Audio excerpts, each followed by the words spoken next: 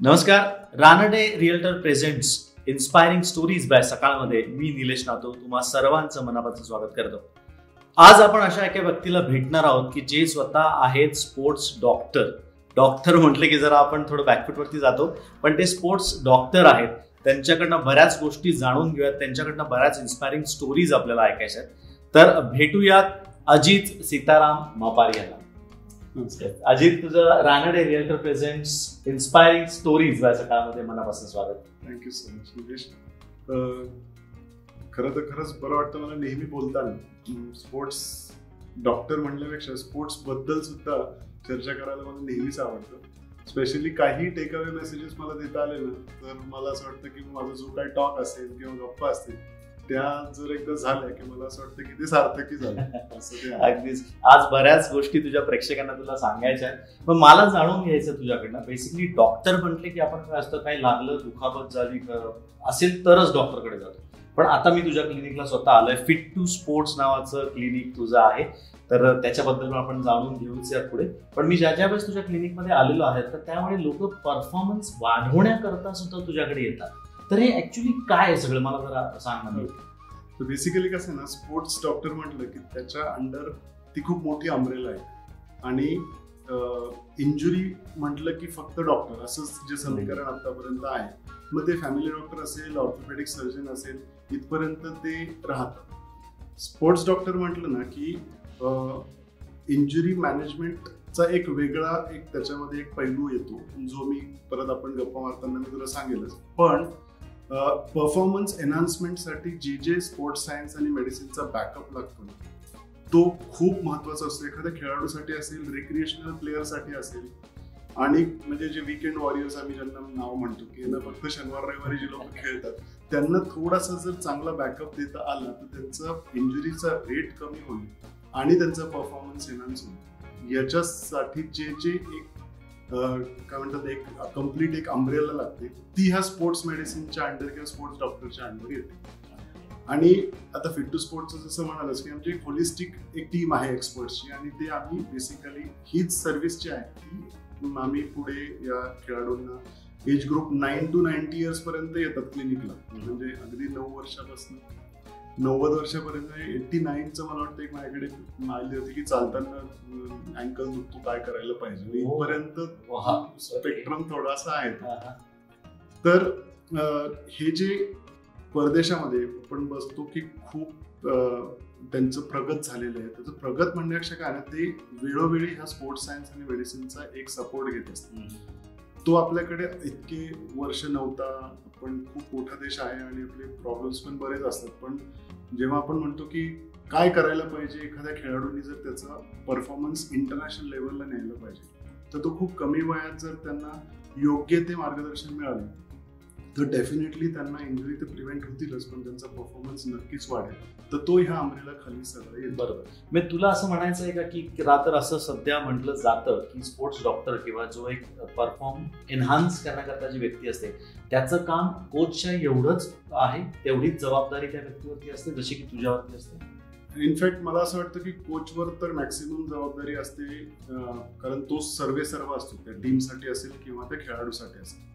पण जेव्हा आम्ही एक्सपर्टीज असं म्हणतो की ही टीमवर्कच पाहिजे याला, जर तुम्हाला परफॉर्मन्स एनहान्समेंट व्हावा असं वाटत असेल तर नुसतं एक कोच एक आधारस्तंभ आणि त्यांनी सगळं केलं पाहिजे असं नाही. इनफॅक्ट त्याची जबाबदारी जर काही अंश बाकीच्या एक्सपर्ट्सवर दिली तर कोचचं काम खूप छान करता येतं आणि त्यांचं स्ट्रेस लेवल खूप कमी होऊ शकतो.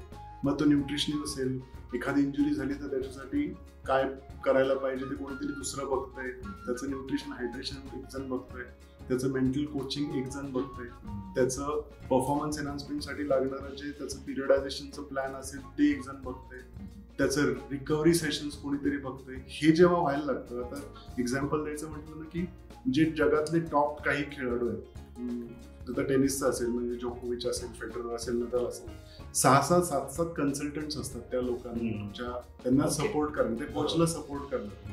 तसंच काहीसं आहे आणि म्हणून ते तिथे आहेत. आज इतक्या वर्षानुवर्ष ते जेव्हा त्या लेवलला खेळू शकतात त्याचं कारणच आहे की त्यांना हा पूर्ण बॅकअप मिळतो आणि कोच फक्त स्किल्स आणि टॅक्टिक्स आणि टेक्निक्सवर जास्ती फोकस. अगदी खरं, अगदी खरं. तुझ्या बाबतीत म्हणायचं झालं तर कुठल्या स्पोर्ट्सला तू केटर करतोय, कुठले स्पोर्ट्समन वगैरे आतापर्यंत येत आहेत? हो, आता कसं झालं की जेव्हा इंग्लंडला मी स्पोर्ट्स मेडिसिन शिकून आलो त्याच्यानंतर मला लक्षात आलं की खूप मोठी ही एक गॅप आहे, जी वॉइड आहे, जो मला भरून काढायचा होता. म्हणजे कुठल्या दृष्टीने की नुसतं इंजुरी मॅनेजमेंट नाही, पण जे परफॉर्मन्ससाठी लागणाऱ्या ज्या गोष्टी असतात तर त्या, आणि प्लस इंजुरीकडे एक बघण्याचा एक वेगळा दृष्टिकोन मला ते इंग्लंडमध्ये बघायला मिळाला. की ते आपण कसं असतं की समजा एक जण कोणीतरी गेला, इंजुरी झाली, डॉक्टरकडे गेला की ते म्हणतात की हे औषधं, हे रेस्ट घे आणि हळूहळू हे थोडेसे व्यायाम करून सुरू कर. जनरल पॉप्युलेशन ऑफिसमध्ये जाणाऱ्या माणसाला तेवढं पुरतं, पण जर खेळाडू असेल तर त्याला कम्प्लीट वेगळ्या दृष्टीने बघायला लागतं. तर कसं असतं की थोडंसं अजून एक उदाहरण द्यायचं म्हटलं की एखादा खेळाडू आहे ज्याला अँकल इंजुरी झाली आहे आणि माहिती आहे की ती स्प्रेन आहे ग्रेड 1 ग्रेड 2 आणि आपल्याला त्याला ऑब्व्हियसली रिकव्हर करायचं. कुठलाही डॉक्टर जो असतो रेग्युलर, आपण जे स्पोर्ट्स डॉक्टर आता थोडंसं बाजूला ठेवूया, पण साधारण आता जे होतं ना की आपण एका ऑर्थोपेडिक सर्जनकडे जातो कारण खेळाडू आहे म्हणून, आपण जनरल प्रॅक्टिशनरकडे किंवा फॅमिली डॉक्टरकडे न जाता आपण ऑर्थोपेडिक सर्जन हॉस्पिटल, त्याचा अभ्यास थोडा जास्ती असतो. तर ते युजली काय होतं की with due respect to all orthopaedic surgeons की त्यांनी काय करतात की ओके तुला आहे इंजुरी, तू बरा होशील, हे औषधं, रेस्ट घे आणि सुरू कर. आमचा दृष्टिकोन थोडासा वेगळा असतो.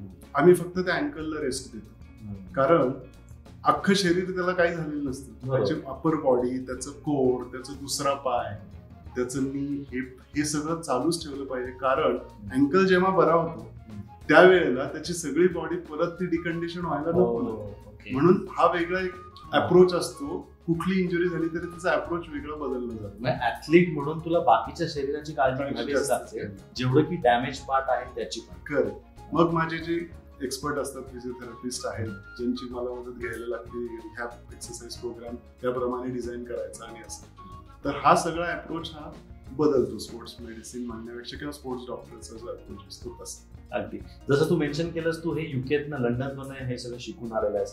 थोडं तिकडच्या बद्दल सांगा, तिथला प्रवास कसा होता, कसा गेलास, कुठली डिग्री घेतलीस? हो, आता कसं झालं की मी खरं तर याच्याबद्दलच आपला तास जाईल बोलायला, पण थोडक्यात सांगायचं तर जाण्या अगोदर मी 10 वर्ष स्पोर्ट्स सर्जन बरोबर काम केलं आणि तो एक्सपिरियन्स जो मला होता ना, तो टेबलच्या पलीकडचा म्हणतो. आम्ही म्हणतो की I have seen the other side of the table.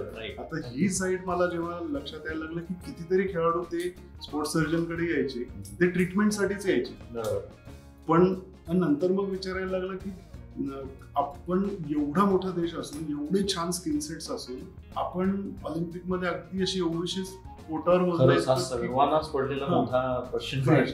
कारण होतं कसं की आपले आतापर्यंतचे सगळे मेडल्स जरी काढले तरी ते मायकल फेल्प्स पेक्षाही कमी होतं एका माणसापेक्षा. म्हणजे इतकं तफावत आहे. बरं, व्हॉल्यूम बघायला गेलं तर आपण जगातली दुसरी सगळ्यात मोठी म्हणजे सेकंड लार्जेस्ट पॉप्युलेटेड कंट्री आहोत आणि स्किल सेट्स म्हणशील तर अमाप आहे खरंच. मग जो हा गॅप मला वाटला ना की कुठेतरी ते इंग्लंडला गेल्यावर मला लक्षात आलं की अरे हे लोक इतके सायंटिफिक आणि प्रोफेशनल अप्रोच आहे यांचा, राईट फ्रॉम अगदी छोटी जी 9-10 वर्षाची मुलं असतील तिथपासनं तर प्रोफेशनल प्लेयर्स आहेत तिथपर्यंत एवढा मोठा यांचा बॅकअप प्रत्येक टप्प्याला मिळतो. त्याचं कारणच दिसतंय मला की कुठेतरी त्यांचं रिझल्टचे त्याला आम्ही लॉंग टर्म ऍथलेटिक डेव्हलपमेंट म्हणतो, जे सगळ्यांना आता माहिती व्हायला लागलं. पण हा जो मोठा असतो ना लॉंग टर्म ऍथलेटिक म्हणजे 10 वर्षाचा एखाद्या ऍथलीटचा प्रवास असतो, जो 0 पासून तो इंटरनॅशनल कॉम्पिटिशन पर्यंत खेळू शकतो. तर त्याला काय लागतं तर बेसिकली त्याला सायन्स लागतं. हे मला तिथे गेल्यावर लक्षात आलं. आता तिथलं कल्चर जे आहे ते ऑब्व्हियसली स्पोर्ट्स पॉप्युलेशन, कितीतरी वेळा मला असं दिसायचं की दुपारी 2 वाजता कोणीतरी मला जॉब करताना दिसतंय रस्त्यावर किंवा असं, कारण त्यांना ती वेळ असेल प्रॉब्लेम. बरोबर, वातावरणाचा थोडा फरक नक्की पडतो, पण वेळ ही कधी नव्हती. फिटनेस ती तुम्हाला सकाळीच करायला पाहिजे, असं काही पण फक्त काहीतरी जे थंब रूल्स पाळायला लागतात की जेवल्या करू नये आणि खूप उपाशी पोटी काय करू नये, एवढं सोडल्यास तुम्हाला त्या माणसाचं जर कामच संध्याकाळी 5 वाजता सुरू होणार असेल तर तो 2 वाजता प्रॉब्ली जॉब करून येऊ शकतो. परदेशात बघतो की संध्याकाळी 8 आणि 9 वाजता सुद्धा लोक जॉब जातात. एक्झॅक्टली. तर हे जे आहे ना, हे कुठेतरी तो कल्चरल डिफरन्स मला खूप जाणवायला लागला होता, जो आपल्याकडे तसा कमी आहे व्हॉल्यूमच्या मध्ये. आणि एज्युकेशन मध्ये तर डेफिनेटली खूप फरक पडला की तिकडचं शिकवण्याची पद्धत, ते जे स्पून फिडिंग न करता ते खूप जास्ती तुम्हाला तुमची मेहनत करायला लावलं, असाइनमेंट्स आणि पद्धत ही खूप वेगळी होती. थोडंसं टफ होतं, पण जे काय स्पोर्ट्स मेडिसिनचं नॉलेज मी तिकडं घेऊन आलोय बरोबर इकडे, मला असं वाटतं की ते जेवढं मला वापरता येईल आणि हळूहळू वापरतोय त्याच्यात खरंच मजा येते. तुला काय पदवी मिळाली तिकडे? हे आता sports and exercise medicine. Okay. आणि हे जे आहे हे ऑब्व्हियसली डॉक्टर झाल्यानंतर तिकडे म्हणजे ते बेसिकली तेच एलिजिबल होतं. अच्छा. तर आता होतं कसं की मी खूप वर्षांनी मास्टर्स केलं, तर मध्ये म्हटलं ना की ग्रॅज्युएशन नंतर काम करायला लागलं काही कारणाने आणि मला करतं. पण मग असं लक्षात आलं की ती बॅच पण छोटी असते, 20 लोकांची बॅच, त्याच्यात 6 कंट्रीजचे लोक कंपल्सरी आणि त्याच्यात सगळे डॉक्टर्स असतात तिकडचे पण. तर ते यंगस्टर्स आणि हे सगळे वर्गात असतात तिथले जस्ट फ्रेश पास आउट, त्यांच्याबरोबर बसून एक वेगळा एक्सपिरियन्स तो पण की ते ऑब्व्हियसली ती त्यांच्या सिस्टीम मध्येच असतं, पण आपल्याला खूप वेळाने त्याच्यामुळे ते थोडंसं डिफिकल्ट गेलं पहिलं. पण एक्सपिरियन्स आणि वयामानाने थोडं अजून येते मॅच्युरिटी, त्याच्या बरोबर थोडंसं सगळं काढलं. पण तू आता एक चांगला शब्द वापरलास की ऍथलीटचं त्याला म्हणजे जो आता समजा 20% करतोय त्या 20% त्याला 80% नेण्यासाठी म्हणून तुझी मदत होते. म्हणजे लोकांना सांगायला मला आवडेल की डॉक्टर, जसं मी पहिल्यांदा सुरुवात केली की इंजुरी झाली तरच तुम्ही डॉक्टरकडे जाता असा विषय आता राहिलेला नाहीये. जर तुम्ही 20% देत असाल परफॉर्मन्स वाईज मी म्हणतो, तर तो 80% नेण्यासाठी तुम्हाला अजित सारख्या डॉक्टरांची गरज पडते किंवा मदत होऊ शकते. तर त्याबद्दल थोडं सांगा की तू परफॉर्मन्स एनहान्स कसा करू शकतो तुझ्यामध्ये. कसं आहे ना, आता मी म्हणतो की आता साधारण 17 ते 18 डिसिप्लिन्स आम्ही आता फिट टू स्पोर्ट क्लिनिक मध्ये बघतो आणि एक साधारण 10 लोकांची टीम आहे आमच्या क्लिनिकमध्ये, प्रत्येकाची एक स्पेशालिटी असते. आता एखादा खेळाडू आला आणि तो म्हणाला की नाही मला त्याला इंजुरी नसते, तो आला आणि त्याला परफॉर्मन्स एनहान्समेंट करून घ्यायचं, तर आम्ही काय करतो की त्याचं आधी असेसमेंट करतो. मस्क्युलोस्केलेटल स्क्रीनिंग म्हणतो आम्ही त्याला. पूर्ण हेड टू टो अख्खं त्याचं क्लिनिकल असेसमेंट होतं. मग ते काही टेक्नॉलॉजी वापरून होतं, काही गोष्टी असतात त्या 3D आम्ही त्याचे इमेजेस घेतो सगळ्या बाजूनी. फंक्शनल मुवमेंट स्क्रीनिंग नावाचा एक प्रकार असतो की जो खूप बाहेर वापरला जातो, की कुठल्या मुवमेंट्स कशा होत आहेत, ते बेसिक मुवमेंट्स, त्याचा एक अभ्यास होतो. क्लिनिक बेस्ड काही फिटनेस टेस्ट असतात त्या करून घेतो आणि काही स्पोर्ट्स स्पेसिफिक टेस्ट असतील डिपेंडिंग ऑन तो कुठल्या लेवलचा ॲथलीट आहे. जर स्टेट लेवलचा ॲथलीट आला तर तो ऑब्व्हियसली एका लेवलला परफॉर्म करत असतो. पण आता माझ्याकडे मी म्हटलं तसं की अगदी नोवाईस ज्यांनी आता सुरुवात केली आहे खेळायला इथपासनं तर अगदी ऑलिम्पियन्स पर्यंत आता आम्ही केटर करतो. मग त्यांचे कॅटेगरीज ऑफ टेस्टिंग बदलायला लागतात कारण त्यांचे पॅरामीटर्स वेगवेगळे असतात. तर ते एकदा झालं की आपल्याला एक बेसलाईन रिपोर्ट मिळतो. तर रिपोर्ट मिळतो म्हणजे काय होतं की आपण जसं शाळेत रिपोर्ट मिळतो आपल्याला की हिस्ट्रीत किती मिळाले, जिओग्राफीत किती मिळाले, कुठे कार्ड, तसं बॉडीचं एक रिपोर्ट कार्ड आपलं रेडी होतं. आणि ते आपल्याला काय करतो, कम्पेअर करतो की आता समजा माझ्याकडे एक 14 वर्षाचा टेनिस प्लेअर आलाय, त्याचे आत्ताचे पॅरामीटर्स काय आहेत आणि तो त्याचं कम्पेअर जर केलं एका युरोपियन स्टँडर्डची तर तो कुठे कमी पडतो. आणि मग कारण आपल्याला फॉर्म त्यांच्याबरोबरच कम्पीट करायचं. जरी फिजिकल मॅच्युरिटीमध्ये काही डिबेटिंग पॉइंट्स असतात की आपण लेट मॅच्युअर होतो, आपलं जेनेटिक कॉम्पोजिशन असं नाहीये जे आतापर्यंत म्हटलं जात होतं, पण तसं नाही राहिलं कारण आज चायना आपल्यापेक्षा तसे ठेवणीनी वेगळे असले तरी देखील आज ती लोक कुठल्या कुठे गेली. जपान आहे, जपानचे काही प्लेयर्स आपण बघतो, कोरिया आहे, आज ते कुठेतरी कुठल्या ना कुठल्या स्पोर्टमध्ये खूप मोठ्या प्रमाणात परफॉर्म करतात. तर याचं कारण आहे की त्यांना सायन्सचा बॅकअप खूप चांगला मिळत गेला, ते घेत गेले. आणि तर मग आता जेव्हा बेसलाईन रिपोर्ट रेडी होतो तेव्हा आपण त्याचं प्लॅन आखतो की त्याला कुठे ग्लूकोज आहेत आणि मग आपण त्याच्यावर काम करायला सुरुवात करतो. आणि तो जो प्लॅन आहे ना तो परफॉर्मन्स एनहान्समेंटचा प्लॅन आहे, त्याला ॲथलीट डेव्हलपमेंट प्रोग्रामच म्हणतो. तर तो प्लॅन जर आपण सुरू केला तर डेफिनेटली खूप फायदा होताना आम्हाला दिसतोय. गेल्या 4 वर्षामध्ये लिटरली काही काही मुलं आहेत की जे अगदी स्टेट लेवलला जेमतेम परफॉर्म करत होते, ती लोक आता आपल्या भारताला रिप्रेझेंट करताना बरं वाटतं बघायला की. आणि प्लस रोलर स्केटिंग सारखं आहे गेम की जिथे काही 1-2 इंडियन प्लेयर्स आहेत आपल्या पुण्यातलेच आहेत आणि ते, तर त्यांच्याबरोबर काम करताना असं लक्षात येतं की जेव्हा आपण वर्ल्ड चॅम्पियनशिपला भारताचा नंबर कुठेतरी असा 25वा 30वा लागायचा रेसमध्ये, आज पहिल्यांदा असं झालंय इतक्या वर्षांमध्ये की भारताला रिप्रेझेंट करणारी जी 2 मुलं होती ती पुण्यातलीच आहेत आणि ती आज टॉप 10 मध्ये आली आहेत. एक तर 7वा आला चायनामध्ये 1.5 वर्षापूर्वी जेव्हा ऑपरेशन झाले. तर हे मला असं म्हणायचं नाही की ते सगळं श्रेय पण मदत कुठेतरी होती, पण ती डेफिनेटली होती आहे की स्पोर्ट्स सायन्सचं फक्त बॅकअप दिला आम्ही आणि कोचेसनं बरोबर घेतलं आणि ऍथलीटनी ऑब्व्हियसली मेहनत करतातच आहे, पण जर सिस्टमॅटिक मेहनत झाली तर खूप फरक पडतो एवढं नक्कीच. थोडं तू आता केलेल्या कामाबद्दल आपण बोलूया की तू इंटरनॅशनल क्रिकेट काउन्सिल ICC ज्याला म्हटलं जातं, तर त्यांच्याकरता डोपिंगचे पण तुझे असाइनमेंट्स होत्या तर त्याबद्दल थोडं सांग. कसं एक परत म्हटलं की आपण एक विषय घेतला तर खरंच खूप बोलताय, पण डोपिंग हा विषय जो आहे ना की तो नक्कीच खूप महत्वाचा आहे आणि सगळे खेळाडू जे कॉम्पिट करतात ना त्यांना माहिती पाहिजे. आता कालांतराने कसं झालं की क्रिकेट म्हटलं की आपला देशच क्रिकेट प्रेमी आहे आणि इंडियन टीम बरोबर काम करायची माझी खूप इच्छा होती. कधी सगळ्याच बहुतेक ह्या स्पोर्ट्स मध्ये काम करणाऱ्या लोकांची एक असते की, आणि थोडंसं फॉर्च्युनेटली अगदीच तेंडुलकरची लास्ट मॅचच होती आणि मलाच ऑफिशिएट करायला मिळाली फॉर डोपिंग असाइनमेंट. दोन वेस्ट इंडिज आणि इंडियाचं आलं होतं असाइनमेंट. आणि कसं असतं की डोपिंग बद्दल थोडक्यात सांगायचं झालं की हे ऍक्च्युली जे प्लेयर्स आपण कॉम्पिटिटिव्ह खेळणार आहोत एका लेवलला, त्यांना सगळ्यांना त्याची माहिती असणं खूप गरजेचं आहे. क्रिकेट हा इव्हॉल्व्ड गेम आहे आपल्याकडे, आज खूप जास्ती प्रमाणात त्याचं काय म्हणतात ते एक इव्होल्युशन इतकं छान झालंय की मोठं झालंय की आपल्याला लोक जग फॉलो करतात.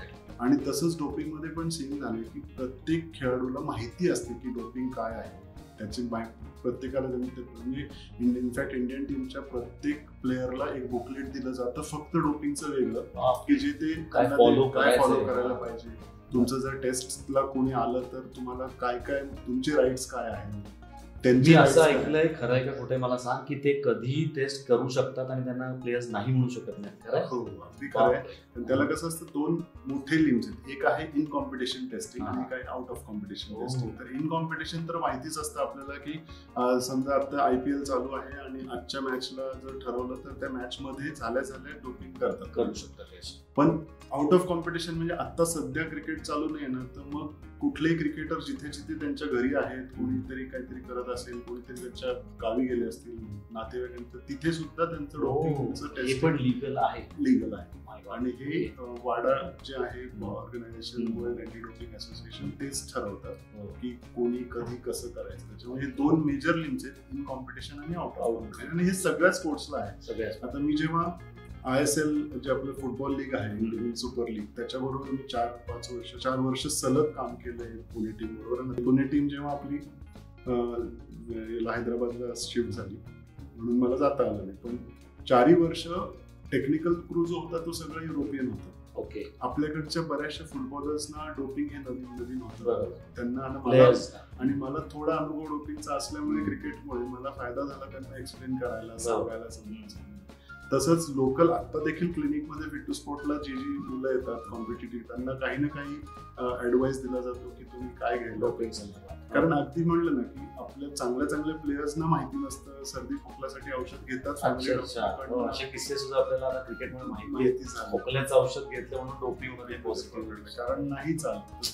औषधच एक प्रकार नाहीये अशातला भाग नाही, पण तुम्ही सप्लिमेंट्स काय घेता, ते अप्रूव्ड आहेत की नाही, या सगळ्या गोष्टींचा विचार एखाद्या कॉम्पिटिटिव्ह प्लेअरने केला पाहिजे. शेवटचं डोपिंग बद्दल सांगायचं म्हणजे की का केलं पाहिजे, कारण तुम्ही जर चुकून पकडल्या गेलात तर ती जबाबदारी फक्त प्लेअरची असते. तुम्हाला असं म्हणून चालत नाही की मला माझ्या काकाने दिलं, कोचने दिलं, कोणालाही ते दोषी धरू शकत नाही, ते प्लेअरला. आणि त्याचं 4 वर्ष त्याला बॅन करू शकतात. आणि 4 वर्ष मोठा फाईन आहे, त्याच्या 4 वर्ष लगेच करिअर तुमचं ऑलमोस्ट जवळ ड्रॉप होऊ शकतं, असं ते आहे. म्हणून त्यांनी ते 4 वर्ष. पण मला एक सांगते, म्हणजे शारीरिक गेम आहेत असं पॉवर लिफ्टिंग म्हणूया किंवा वेट लिफ्टिंग म्हणूया किंवा कुस्ती सारख्या ज्या गोष्टी, तर तिथे या गोष्टी नॉर्मल आहेत असं मी ऐकलं होतं की हे लोक सुद्धा म्हणजे करत होते किंवा त्यांना करायला लागायचं, अशा पद्धतीने तुझा काही एक्सपिरियन्स आहे? मी खूप वाईट अनुभव आहेत माझे काही की जिथे मला त्यांना खूप समजून सांगायला लागलं प्लेयर्सना की तुम्ही या भानगडीत पडू नका. म्हटलं ना, स्किल सेट खूप चांगले जरी असले तरी एक पटकन आपल्याला काहीतरी एक सक्सेस मिळावा म्हणून थोडेसे वाईट मार्ग घ्यायचे, शॉर्टकट्स, आणि ते कसं होतं ते एका लेवल पर्यंत पुरतात कारण फक्त मॅनपॉवर आपल्याकडे कमी आहे, टेस्टिंगची फॅसिलिटीज आणि त्याला लागणारी यंत्रणा. नाहीतर आपल्याकडे स्कूल गेम्स पासून आयडियली ते टेस्टिंग व्हायला हवं. बाहेर देशात होतं खूप रॅम्पंटली होतं म्हणून. आणि त्यांच्याकडे मुख्य अवेअरनेस आहे. बरं, डोपिंगचं 2 नुकसान काय आहे की एकतर तुम्ही पकडलेलं तर तुमचं करिअर बरोबर, दुसरं आहे तुमच्या शरीराला इतकी आत्मइजा होऊ शकते. मला वाटतं दुसरं कारण जास्त महत्वाचं असलं पाहिजे. पण खूपशे प्लेयर्स आहेत त्यांना वाटतं की काही नाही, पण नाही झालं तरी काही, किडनी खराब होते पण मला ते अचीव्ह करायचंय. आणि त्यांनी काय होतं की एका लेवल पर्यंत ते जातात, तिथून पुढे जेव्हा त्यांना लक्षात आलं की आपल्याला घेतलं तर पकडू शकतो, मग परफॉर्मन्सच होत नाही, ड्रॉप होते. मग खरं तर क्लीन स्पोर्ट्स ज्याला आपण म्हणतो की जे खेळाडू आता आपण खरंच मेहनतीने वर गेलेले असतात एका लेवल पर्यंत, कोणीतरी डोपिंग करून त्याच्या वर जाऊन बसतो आणि याचा परफॉर्मन्स ऑब्व्हियसली कमी होतो, कारण तुम्ही एनहान्सिंग सबस्टन्सेसच घेता म्हणून. स्पेशली हे जे पॉवर स्पोर्ट्स आहेत, स्प्रिंट्स आहेत, वेटलिफ्टिंग आहे, बॉक्सिंग, कुस्ती वगैरे, तर ह्या गोष्टींना ऑब्व्हियसली थोडासा जास्ती त्यांच्यामध्ये घेण्याचं प्रमाण आढळून येतं.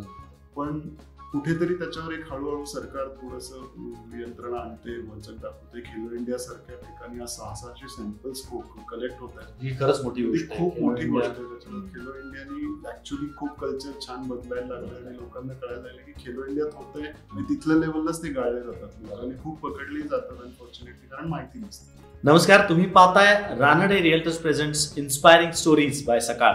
आपल्याबरोबर आहेत ते डॉक्टर अजित मापारी. अजित, मला सांग, तुझं नवीन युके बरोबर एक फाउंडेशन बरोबर काहीतरी टायअप झालं, त्याबद्दल थोडं सांग. हो दिनेश, ती खूप आनंदाची गोष्ट फिट टू स्पोर्ट साठी अशी आहे ना की एक एलेना बाल्टेच्या फाउंडेशन नावाचं एक मोठं फाउंडेशन आहे इंग्लंडमध्ये. आणि ऍक्च्युली हे नाव जे आलंय, ती एक टेनिसपटू होती इंग्लंडची, ती इंग्लंडकडनं खेळायची बरेच वर्ष. तर तिचा जो नवरा होता नीनू म्हणून, तर तो कोच होता ब्रिटनच्या टीमचा. त्यांनी हे फाउंडेशन तिच्या नावाने सुरू करायला, तिला अचानक कॅन्सर झाला आणि ती दुर्दैवाने ती गेली, अचानक गेली. त्याच्यामुळे तिच्या नावाने त्यांनी फाउंडेशन सुरू केलं. आधी तर ते टेनिस स्पेसिफिक होतं, पण आता त्यांनी ते खूप मुलांना वेगवेगळ्या स्पोर्ट्सना सपोर्ट करावा म्हणून त्यांनी ते फाउंडेशन सुरू केलं.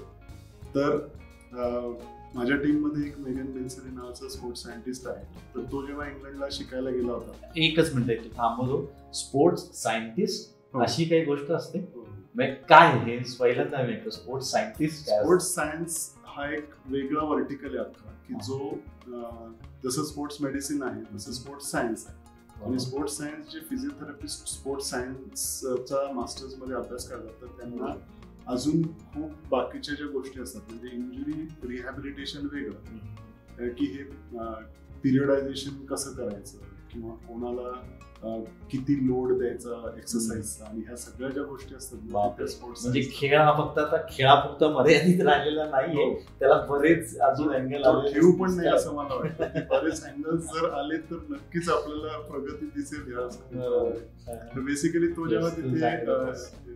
जेव्हा इंग्लंडला शिकत होता त्यांनी एकदा नीनो बरोबर एक मीटिंग अटेंड केली आणि नीनोनी तो सांगितलं की मी इंडियात जाणारे फिट टू स्पोर्ट मध्ये माझे मेंटर आहेत, आम्ही एकत्र काम करतो वगैरे वगैरे. आणि 2 वर्षाच्या आमच्या चर्चेनंतर फर्स्ट टाइम अक्षरशः ब्रिटिश एखाद्या फाउंडेशननी आपल्याकडे एखाद्या कुठल्याही ऑर्गनायझेशन बरोबर टायअप करणे खूप अभिमानाची गोष्ट आहे. Thank you so much. आणि दुसरं कसं, तिकडनं खूप मोठी नावं आणि त्याच्यात इन्व्हॉल्व, म्हणजे त्यांचे पेट्रन्स म्हणजे आता जुडी मरे, जी अँडी मरेची आई आहे, विंबल्डन चॅम्पियन, मार्टिन नवरातिलोव्हा, हे आपल्याला सगळ्यांनाच माहिती आहे, ज्यांना टेनिस माहिती आहे, ती लेजंड माहिती आहे, ती सुद्धा त्याचे पेट्रन आहेत. तर अशा लोकांबरोबर जेव्हा आमचं काहीतरी टायअप होतं, तर त्याचं 2 याच्यातनं अर्थ काढतो खरं सांगायचं तर. एक आहे की खऱ्या अर्थाने एकतर कदाचित आम्ही एक चांगलं काम करतो या क्षेत्रामध्ये, कारण त्या लोकांनी ते अप्रूव्ह करणं आणि त्यांच्याबरोबरही त्यांना कोलॅबरेट करून घेणं. तर असं ते कोलॅबरेशन अगदी नुकतंच झालंय आणि प्रॉब्ली हे पहिलं माध्यम असेल ज्याच्यातनं मी हे सांगतोय. आणि दुसरं आहे की त्याच्यातनं सुरुवातीला काय करतोय की काही सिलेक्टेड ऍथलीट्स आहेत, जे आता मी म्हटलं तसं फिट टू स्पोर्टचे बरेचसे ऍथलीट्स आता वेगवेगळ्या लेवलला आहेत आणि वेगवेगळ्या स्पोर्ट्समध्ये आहेत. तर त्यातले सिलेक्टेड ऍथलीट्सला आम्ही एनरोल करतोय त्या फाउंडेशनच्या प्रोग्रामच्या अंडर, आणि त्यांना पूर्ण वर्षभर आम्ही एक फ्री 1 महिन्यातनं एकदा त्यांच्याकडनं कोणीतरी एक सेशन्स घेणार आहेत त्यांच्या. आणि याचा जो फायदा त्यांना होणार आहे ना, आता कोणाला ऐकायचं नाहीये की अँडी मरेची आई, जिने त्याला घडवलंय आणि विंबल्डन पटू केलं, तिने जर 4 गोष्टी सांगितल्या, किंवा उद्याना मार्टिन नवरातिलोव्हा आली आणि तिने काहीतरी सांगितलं, किंवा अशा अनेक दिग्गज येऊन काहीतरी गोष्टी वेगवेगळ्या विषयांवरती त्यांना मार्गदर्शन करणार आहे. तर मला असं वाटतं की खूप छान सुरुवात झालेली आहे एक इंटरनॅशनल कोलॅबरेशनमुळे. आणि होपफुली आता इथून पुढे ते आम्ही त्याच्यावर ग्रो करू. पुन्हा एकदा तुझं खूप खूप अभिनंदन या गोष्टीसाठी. खूप चांगली गोष्ट आहे. मला परत तुझ्या फिट टू स्पोर्ट्स कडे यायचंय. जस्ट मी तुझ्या इथे आलेलो होतो त्यावेळेस मला दिसत होतं की स्विमर आहे, आर्चर आहे, त्यानंतर ॲथलीट, रनर्स आहेत, वेटलिफ्टर्स आहेत, क्रिकेटर्स आहेत आणि काही डान्सर्स पण होते तुझे. तर हे कसं, म्हणजे असं हे अवघड आहे असं एके ठिकाणी सगळेजण बघणं. तर डान्सर्स तुझ्या इथे कशासाठी आले? कसं आहे ना की तोही एक स्पोर्टचा फॉर्म आहे असं जर आपण आता कन्सिडर केलं, कथक असेल, भरतनाट्यम असेल किंवा असेल, तर ते खूप कमी वयात एकतर मुली किंवा इव्हन मुलं शिकायला लागतात. आणि मुलींचं प्रमाण ऑब्व्हियसली त्याच्यामुळे जास्त, पण खूप मुलं शिकायला लागलेत आता क्लासिकल डान्सिंग आणि किंवा इव्हन रेग्युलर कंटेम्पररी डान्स असेल आपला, इव्हन अगदी बॉलिवूड डान्स असेल, त्याच्यासाठी तुम्हाला फिजिकली फिट तर व्हायलाच लागतं आणि इंजुरीज पण होतात कारण ऍक्टिव्हिटीज तशी असतात. तर जेव्हा तुम्हाला आपण जेव्हा म्हणतो ना की एक लॉंगिव्हिटी पाहिजे तुमची, तुम्ही जे काय कराल त्याच्यामध्ये, तर लवकर जर तुमचं करिअर संपलं तर मग त्याचा काय फायदा, किंवा करायची इच्छा असते मनातनं पण शरीर साथ देत नाही, असं जेव्हा व्हायला लागतं ना, तेव्हा कुठेतरी तुला जे दिसलं असेल की ते 2 डान्सर्स काय करत होते, एक्सरसाइज का करत होते, कारण त्यांना प्रिव्हेन्शनवर आपल्याकडे कामच होत नाही अनफॉर्च्युनेटली. महत्वाचं. आणि म्हणून ती व्हरायटी जी दिसते ना की जरी 17 डिसिप्लिन्स असल्या, आज 18 डिसिप्लिन जवळजवळ असेल, या फक्त स्पोर्ट्स डिसिप्लिन झाल्या, पण मी म्हटलं तसं की अनेक वेगळी लोक आहेत की ज्यांना मदत लागते, स्पेशली एक नवीन अप्रोच.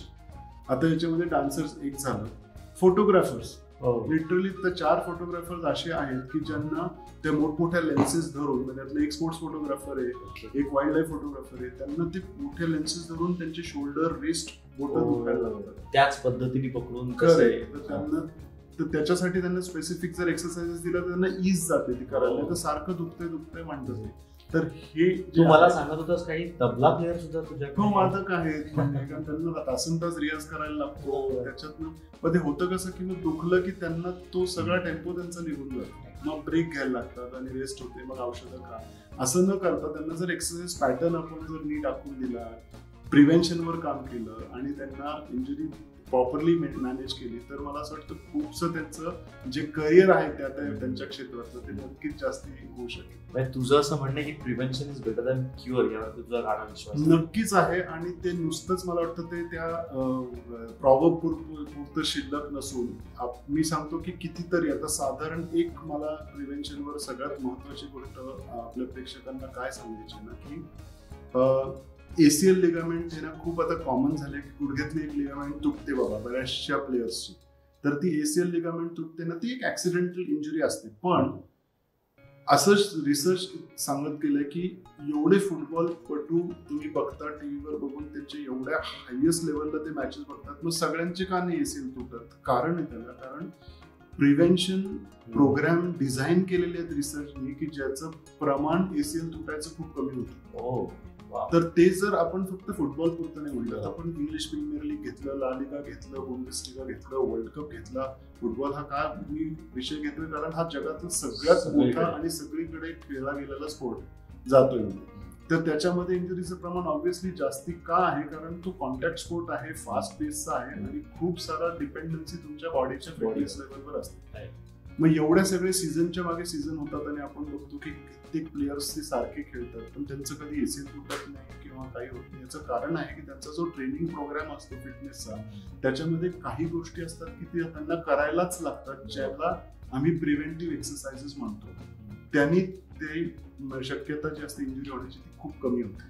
थोडक्यात मराठी भाषेत साधं सोपं सांगायचं झालं तर तुम्हाला माहितीये की जी गोष्ट पुढे जाऊन त्रास देणार आहे त्याला अगोदरच एवढं बळकट करा की पुढे जाऊन त्याला प्रॉब्लेमच येणार. अशा पद्धतीचा तुम्ही काही प्रोग्राम लोकांसमोर करेक्ट. आणि मी म्हणलं की हा फक्त एका ACL पुरता मर्यादित नसतो, कुठचाही शरीराचा कुठलाही भाग होऊ शकतो. म्हणून फिटनेस प्रोग्राम जेव्हा डिझाईन करतो ना आपण, कुठल्याही तो अगदी रिक्रिएशनल ऍथलीट्स असू देत किंवा प्रोफेशनल प्लेयर्स असू देत किंवा नोवाईस असू दे, जो फक्त म्हणलं नुसतेच रनिंग करायचं आम्हाला पण बाकी काही नाही, की नुसतं सायकलिंग करणारी लोक आपल्याकडे खूप आहेत, त्यांना सुद्धा आपल्याला फिटनेसच्या रेजिम मध्ये जर काही गोष्टी आपण ते इन्क्लूड केल्या आणि योग्य प्रकारे दिल्या तर त्याचा डेफिनेटली त्यांना फायदा होऊ शकतो. परफॉर्मन्स तर त्यांचा आपोआपच थोडासा जास्ती होतोच, पण इंजुरीज नक्की प्रिव्हेंट होऊ शकतात. आणि अशा अनेक इंजुरीज आहेत ज्या प्रिव्हेंट होऊ शकतात ज्याच्यावर काम केलं तर सायंटिफिक.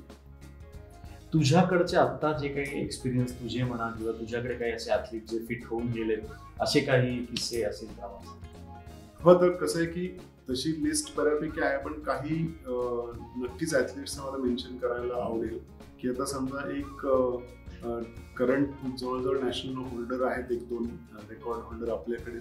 फॉर्च्युनेटली ते पुण्यातलेच आहेत. कसं होतं की इंजुरी म्हणून ते ॲक्च्युली अप्रोच होतात आणि ते जर स्पॉन्सर्ड असतील तर त्यांना थोडासा जास्ती फायदा होतो. एवढंच आहे, कारण त्यांना एक लॉंग टर्म प्रोग्राम लागतो आणि त्याच्यासाठी ऑब्व्हियसली खर्चिक बाब आहे. बरोबर.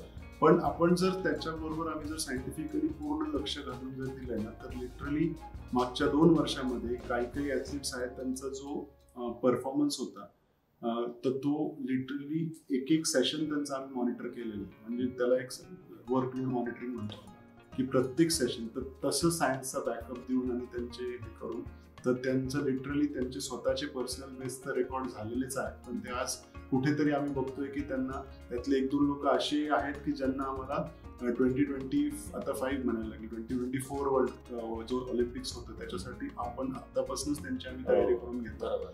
मग काही वेटलिफ्टर्स आहेत की ज्यांच्या सर्जरीज होऊन त्यांना पुण्यात शिफ्ट केलं होतं. तर एक वेगळा अप्रोच अशासाठी की काही मेजर सर्जरीज जेव्हा ह्या वेटलिफ्ट पॉवर लिफ्टर्सच्या होतात की ते त्यातलं 2 जण आहेत ते एशियन गेम्सचे मेडलिस्ट आहे, 1 जण आहे कॉमनवेल्थचा मेडलिस्ट आहे आणि ते ऑलिम्पिक क्वालिफायरसाठी किंवा वर्ल्ड चॅम्पियनशिपसाठी आता सप्टेंबरमध्ये जायची त्यांची इच्छा आहे. तर त्यांच्या सर्जरीतनं बाहेर पडताना त्यांनी ऑलरेडी एक 8 महिने मला वाटतं झालेत सर्जरीला आणि त्यांनी पर्सनल बेस्ट ऑलरेडी त्यांचं टच केलं 8 महिन्यातच. एक्झॅक्टली. आणि एवढं म्हणून तर इव्हन ऑपरेटिंग सर्जन सुद्धा खूप चकित आहेत की खूप छान होतोय, पेन गेलंय आणि ते परफॉर्मन्स होतोय. पण याचं खरं कसं आहे की हे झाले टॉप ॲथलीट ज्यांना खरंच आपल्याला लिटरली एव्हरी सेशन मॉनिटर होतं म्हणून. सगळ्यांना शक्य होत नाही, पण आपण रिमोटली सुद्धा काही प्रोग्राम्स देतोय. आता कलकत्त्याचे 2 ॲथलीट्स आहेत. एक शूटर आहे जी आता आपल्या ऑलिम्पिक्सला क्वालिफाय होईल, तिलाही आम्ही इकडनं सपोर्ट करतो की कुठल्या एक्सरसाइजेस करायला पाहिजे. आणि लॉकडाऊनमध्ये पण खूप फायदा झाला की जी लोक घरी अडकलेली होती मंडळी सगळे ॲथलीट्स त्यांचं मोराल खाली न जाता त्यांचं एक कंडिशनिंग लेवल, एक होम बेस्ड प्रोग्राम सायंटिफिक जर त्यांना दिला विदाउट युझिंग जास्ती प्रॉप्स आणि वेट्स नसतात, काही नसतात, पण कंडिशनिंग एका लेवलला ठेवलं तर त्यांचा ऑब्व्हियसली त्यांना नंतर जेव्हा ते परत सुरू. अगदी खरं आहे. तो म्हणतो लॉकडाऊन संपल्यानंतर जेव्हा गेम्स चालू होतील त्यावेळेस त्यांना याचा फायदा कळेल. अदरवाईज खूप डिफिकल्ट जाईल की 2 वर्ष जे काही स्पोर्ट्स होत नाहीयेत किंवा अजूनही झालेले नाहीयेत. जसं तू म्हणतोयस त्याप्रमाणे त्यांना खूप फायदा होऊ शकतो. दुसरं तुझ्या इथे मी बघितली होती एक स्टिक होती. तू म्हटलं ह्या स्टिकने तू 100,000 बरे करू शकतोस. तर त्या स्टिक बद्दल थोडं सांगा. म्हणजे दिसायला खरं नुसती एक ती छडी एवढी मोठी लांब. त्याला स्टिक मोबिलिटी नावाचा एक प्रकार आहे. तो आता खूप अगदी नवीन आलेला आहे. मी म्हटलं ना की परफॉर्मन्स एनहान्समेंटसाठी तुम्हाला एव्हिडन्स बेस्ड सायन्स खूप गरजेचं असतं की ज्याच्यावर रिसर्च झालेला आहे आणि ते तुम्हाला बेसिकली वापरता आलं पाहिजे. तर जेव्हा ही स्टिक मोबिलिटीचा जो प्रकार आहे त्यातलं कुठली तरी आता माझ्या टीममधली अजून एक फिजिओथेरपिस्ट आहे नीना म्हणून, तिला स्पेशली दुबईला पाठवलं होतं हा कोर्स करायला, कारण तो आपल्याकडे होत नाही आणि भारताचा सगळ्यात जवळ होतो तो दुबईला होतो, नाही तर युरोपमध्ये किंवा अमेरिकेतच होतो. पण त्याचा वापर करून पूर्ण तुमची फ्लेक्झिबिलिटीचा इश्यूज असतील किंवा इंजुरीमधनं बाहेर पडताना तुमचं रिहॅबचं प्रोटोकॉल असतील त्याच्यामध्ये जर ते इम्प्लिमेंट केलं तर रिझल्ट्स काही पटीने चांगले दिसलेत आम्हाला. आणि काही आता एक स्पीड स्केटर आहे ज्याला शिनचा खूप जास्ती त्रास व्हायचा, सगळे प्रकार त्याचे करून झाले होते जे ऍक्च्युली बुकमध्ये आहेत. 4 चांगल्या लोकांनी त्याला ट्रेन पण केलं होतं. पण आम्ही जेव्हा स्टिक मोबिलिटी सारखी गोष्ट इम्प्लिमेंट केली तर लिटरली 6 महिने झाले तो कंप्लेंटच करत नाही आणि प्लस त्याचा परफॉर्मन्स आज त्याला गोल्ड मेडल मिळालं थोडक्यात नॅशनल. इतका तो फरक पडू शकतो. तर नवीन उपकरण असतील स्टिक मोबिलिटी सारखे असतील किंवा त्याला एक दुसरं ॲनिमल फ्लो नावाचा एक प्रकार आहे, अशी सगळ्या गोष्टी जेव्हा आपण इम्प्लिमेंट करायला लागतो तर तो खेळाडूंना डेफिनेटली त्याचा फायदा तर होतोच. तुम्ही म्हटलं जसं की, आणि फायदा नुसता परफॉर्मन्ससाठी नाही पण डेफिनेटली त्यांच्या इंजुरीतनं बाहेर पडताना पण किंवा इंजुरीतनं रिकवर होताना. पण ह्या सगळ्या ह्याच्यामध्ये तुझ्या दृष्टीने त्या ॲथलीटनी तुझ्यावरती आपल्याला भरोसा किती महत्वाचा आहे? त्यांनी पूर्णतः यस तू जे देतोयस ते मी 100% करीन हे त्यांनी करणं पण तितकंच महत्वाचं आहे. अगदी खरं, पण हे सगळ्याच क्षेत्रात आहे. म्हणजे आपण कुठेही गेलो तरी तुम्ही तुमच्या जसं आपण शाळेत गेलो, कॉलेजमध्ये गेलो की शिक्षकांवर तुम्हाला विश्वास ठेवायला, तसं किंवा आपण डॉक्टरकडे जातो अगदी रेग्युलर आजारासाठी, तर तो एक ट्रस्ट असतो. तो तुम्हाला तो एक तर कसं असतं की एका हाताने वाजत नाही, तुम्हाला तो बिल्ड करायला लागतो. आणि जेव्हा आपण कळतं की हे कुठल्या तरी एका चांगल्या उद्देशानेच होत आहे, याच्यामध्ये बाकी कुठेही काही दिस नसेल, तर मला वाटतं ते विन विन सिच्युएशनच आहे. मलाही आनंद मिळतो की त्या ऍथलीटला मी काहीतरी सपोर्ट करू शकतोय आणि त्याचा परफॉर्मन्स वाढतोय आणि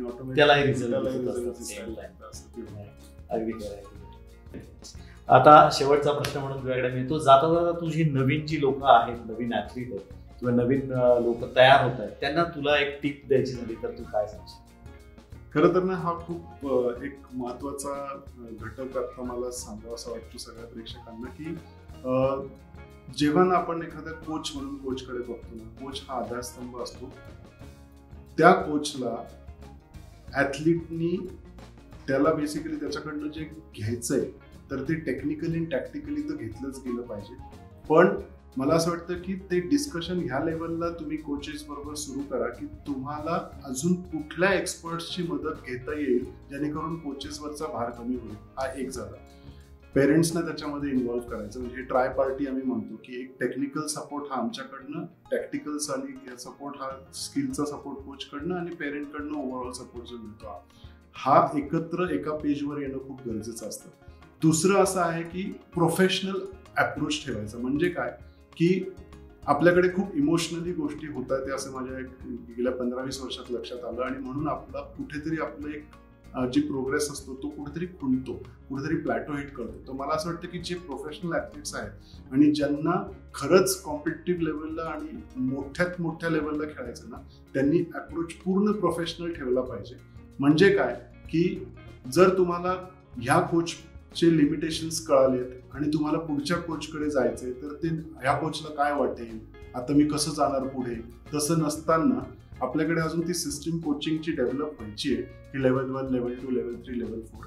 ते जेव्हा व्हायला लागेल तेव्हा ती गोष्ट, पण त्याची वाट न बघता ऍथलीटनी आणि पेरेंट्सनी लक्षात घेतलं पाहिजे की आपल्याला काय काय सपोर्ट घ्यायचा आणि कसं पुढे जायचं. हे एक झालं.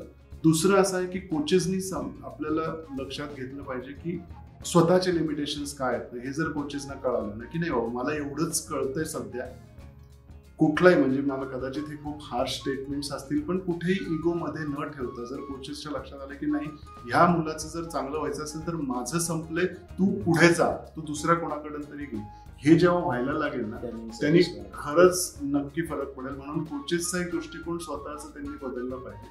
आणि तिसरी आणि शेवटची सगळ्यात महत्वाची गोष्ट म्हणजे काही जी लोक आहेत ना मंडळी आपल्याकडे की ती खूप चांगला स्पोर्ट तरी खेळत असतील वेगवेगळा किंवा स्वतःचा फिटनेस तरी करत असतील, तर त्यांना त्यांचे स्वतःचे आलेले अनुभव असतात ना ते त्यांनी जनरलाइज करून इतरांवर टाकण्यात काही पॉईंट नसतात. म्हणजे ते स्वतः बेसिकली काय ना कोच होऊ नये, त्यांनी कोच होऊ नये. म्हणजे त्यांनी कसं, कारण त्यांनी केलेली गोष्ट असते. कोणीतरी एक सायकलिस्ट असेल, एक रनर असेल किंवा कोणीतरी एक क्रिकेटर असेल, तो छान खेळतो म्हणून तो छान कोच होऊ शकतो किंवा असं गरजेचं नाही.